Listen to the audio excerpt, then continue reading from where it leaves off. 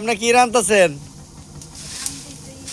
দেন না, এই যে একটু যাই চুলোর ভাড়ে বসে একটু গল্প টল্প করবো, আর ধুমা দিয়ে ভরে দিছে। মানে চুলোর ভাড়ে বসে গল্প করার চান্স দেবে না। কি যে একটা অবস্থা পরিবেশ, তা যদি কইতে পারতাম। দেন খালি এদিকেও ধুমো দিতেছে, এই যে এদিকেও ধুমো দিচ্ছে। ধুমো দিয়ে মনে করেন সব আটকে ফেলাইছে।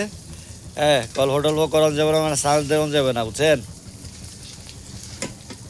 আরে কি সুন্দর মাছ!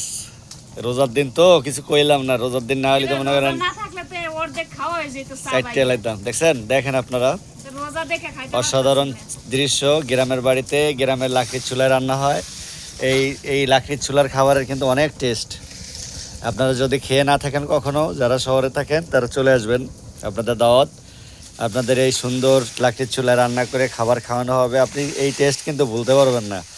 এই টেস্ট যখন জিহ্বায় লেগে থাকবে, চাইটে চাইটে প্লেটটা খেয়ে নেবেন, মনে হচ্ছে প্লেটটা চাইটে পুরোটা খেয়ে ফেলে, কি করো তাই না?